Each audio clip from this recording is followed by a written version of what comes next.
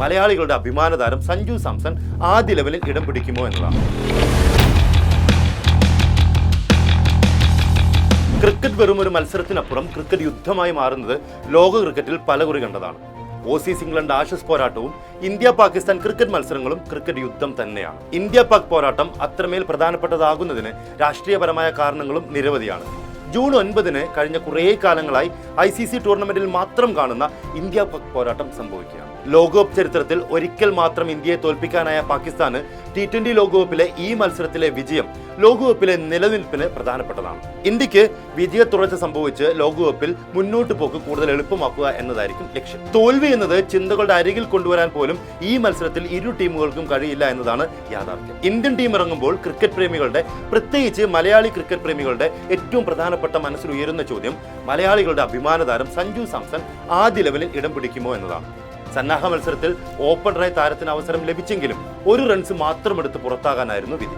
അതിനുശേഷം താരത്തിന് അയർലൻഡിനെതിരെ ആദ്യത്തെ മത്സരത്തിൽ മത്സരിക്കാൻ അവസരവും ലഭിച്ചില്ല. രോഹിത്തിനൊപ്പം ലോകകപ്പ് മത്സരങ്ങളിൽ ഓപ്പണറായി ഇറങ്ങുമെന്ന് IPL മത്സരങ്ങളുടെ സമയത്ത് കരുതിയിരുന്ന ജയ്സ്വാളിന് പകരം വിരാട് കോഹ്ലിയാണ് ആദ്യ മത്സരത്തിൽ അയർലൻഡിനെതിരെ ഓപ്പണറായത്. കോഹ്ലിയുടെ 3-ാം നമ്പറിൽ ഋഷഭ് പന്ത് കളിക്കുകയും മത്സരത്തിൽ പുറത്താകാതെ നിന്ന് ടീമിലെ വിജയത്തിലേക്ക് നയിക്കുന്ന ഇന്നിംഗ്സ് പന്ത് പുറത്തെടുക്കുകയും ചെയ്തിരുന്നു. സന്നാഹ മത്സരത്തിൽ അർദ്ധ സെഞ്ചുറിയും കൂടെ കൂട്ടി ഋഷഭ് പന്ത്. അപ്പോൾ പിന്നെ സഞ്ജു വിക്കറ്റ് കീപ്പർ ബാറ്ററായി ടീമിൽ എത്തുക എന്നത് ഒരു തരത്തിലും സാധ്യതയുള്ള കാര്യമേ അല്ല. ഏത് പൊസിഷനിലും കളിക്കാൻ കെൽപ്പുള്ള താരമാണ് താനെന്ന് അണ്ടർ-19 ക്രിക്കറ്റിന്റെ നാളുകൾ മുതൽ സഞ്ജു തെളിയിച്ചിട്ടുണ്ട്. 3-ാം നമ്പർ കൂടുതൽ ഇഷ്ടപ്പെടുകയും 3-ാം നമ്പറിൽ കൂടുതൽ തിളക്കമുള്ള പ്രകടനങ്ങൾ നടത്തുകയും ചെയ്ത താരമായ സഞ്ജു 3-ാം നമ്പറിൽ ഈ ലോകകപ്പിൽ കോഹ്ലി ഓപ്പണറാകുമ്പോൾ കളിക്കുമെന്ന് കരുതിയിരുന്നവരാണ് ആരാധകർ മുഴുവൻ. ഇനി പാകിസ്ഥാനെതിരെ ആദ്യ ലെവലിൽ സഞ്ജു ഇടം പിടിക്കണമെങ്കിൽ ശിവൻ ദുബെ എന്ന ഓൾറൗണ്ടർ ആദ്യ ലെവലിൽ നിന്ന് മാറ്റണം.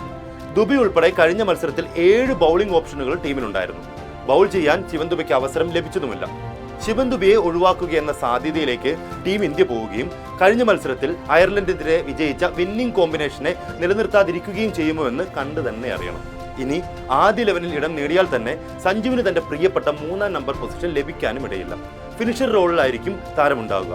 വിക്കറ്റ് കീപ്പർ ബാറ്ററായി 3-ാം നമ്പറിൽ പന്ത് തന്നെ തുടരാനാണ് സാധ്യത കൂടുതൽ. ശ്രീശാന്ത് 2007 T20 ലോകകപ്പിൽ എല്ലാ മത്സരങ്ങളിലും ഇന്ത്യക്കായി ആദ്യ ലെവലിൽ കളിച്ചിരുന്നു. മറ്റൊരു മലയാളി താരം ശ്രീശാന്തിന് ശേഷം ഇന്ത്യയുടെ ലോകകപ്പ് ടീമിൽ ഇടം നേടുമ്പോൾ വാട്ടർ ബോയ് ആവുക എന്നത് അത്രമേൽ വേദനിപ്പിക്കുന്ന കാര്യം തന്നെയാണ്. പാകിസ്ഥാൻ ആദ്യ മത്സരത്തിൽ അമേരിക്കയോട് തോറ്റതുകൊണ്ട് തന്നെ ഇന്ത്യക്കെതിരെ വർദ്ധിത വീര്യത്തോടെയായിരിക്കും കളിക്കാനെത്തുക. USA-ക്കെതിരെ വെടിയുണ്ടയാകാതെ നനഞ്ഞുണ്ടകളായി പോയ പാക് ബൗളർമാർ ഇന്ത്യക്കെതിരെ തീയുണ്ടകളാകാനും സാധ്യത കൂടുതൽ തന്നെയാണ്. അതുകൊണ്ട് തന്നെ സഞ്ജുവിനെ പോലെ ഒരു ബാറ്ററിനെ ഇന്ത്യ പരീക്ഷിക്കാനും സാധ്യതയുണ്ട്. ദുബെ പന്തെറിയുന്നില്ലെങ്കിൽ എന്തിന് സഞ്ജുവിനെ പുറത്തിരുത്തണമെന്ന് സഞ്ജയ് മഞ്ചരേക്കറും ആകാശ് ചോപ്രയും ആൻഡി ഫ്ലവറും തുടങ്ങി പ്രമുഖർ പലരും ഇതിനോടകം ചോദ്യം ഉന്നയിച്ചു കഴിഞ്ഞു. ടീമിലെ മറ്റൊരു ഫാസ്റ്റ് ബൗളിംഗ് ഓൾറൗണ്ടറായ ഹർദിക് പാണ്ഡ്യ കഴിഞ്ഞ മത്സരത്തിൽ 4 ഓവർ കോട്ട ബൗളിംഗ് പൂർത്തിയാക്കുകയും വിക്കറ്റുകൾ നേടുകയും ചെയ്തിരുന്നു. അതുകൊണ്ട് തന്നെ സാഹചര്യം ഉണ്ടായാൽ മാത്രമേ ബൗളിംഗിന് അനുയോജ്യമായ പിച്ചിൽ ദുബെയെ രോഹിത് ശർമ്മ ഉപയോഗിക്കാൻ സാധ്യതയുള്ളൂ. അപ്പോൾ സഞ്ജുവിനെ ഉൾപ്പെടുത്താൻ ദ്രാവിഡും രോഹിത്തും തീരുമാനിക്കുമോ? അത് കണ്ട് കാത്തിരുന്ന് തന്നെ അറിയണം. അതല്ലെങ്കിൽ അത്ര കണ്ട് പ്രാധാന്യമില്ലാത്ത ലീഗ് മത്സരങ്ങൾ ഉണ്ടാകുമ്പോൾ അതിലാകും സഞ്ജുവിന് ഇന്ത്യൻ ടീം അവസരം നൽകുക. അതിന് ഇന്ത്യ ആദ്യ മത്സരങ്ങളിൽ തുടർ വിജയങ്ങൾ നേടിയേ തീരും. അട്ടിമറി എന്ന പദം കുട്ടി ക്രിക്കറ്റിനോട് അത്ര കണ്ട് ചേർത്ത് വെച്ച് ഉപയോഗിക്കാൻ എപ്പോഴും പറ്റില്ലെങ്കിലും പാകിസ്ഥാനെ വീഴ്ത്തി അമേരിക്കയും ന്യൂസിലാൻഡിനെ വീഴ്ത്തി അഫ്ഗാനിസ്ഥാനും അട്ടിമറിയുടെ കാഴ്ചകളും ഈ ലോകകപ്പിൽ സമ്മാനിച്ചു കഴിഞ്ഞു. ഇന്ത്യ അത്തരമൊരു അട്ടിമറിയിലേക്ക് വീണു പോകില്ല എന്ന് നമുക്ക് വിശ്വസിക്കാം. ലോകകപ്പ് ടീമിലേക്ക് എത്തിയ താരങ്ങളിൽ ബാറ്റർമാരിൽ കോഹ്ലി കഴിഞ്ഞാൽ ഏറ്റവും കൂടുതൽ ഇക്കഴിഞ്ഞ IPL തിളങ്ങിയത് സഞ്ജുവാണ്.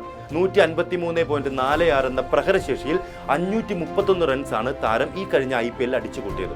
ആ ഫോം ഇന്ത്യക്ക് വേണ്ടി സഞ്ജു പുറത്തെടുക്കുന്നത് കാണണം. കാത്തിരിക്കാം സഞ്ജു വെടിക്കെട്ടിനായി സഞ്ജു ആദ്യ ലെവലിൽ ഇടം പിടിക്കുന്നു.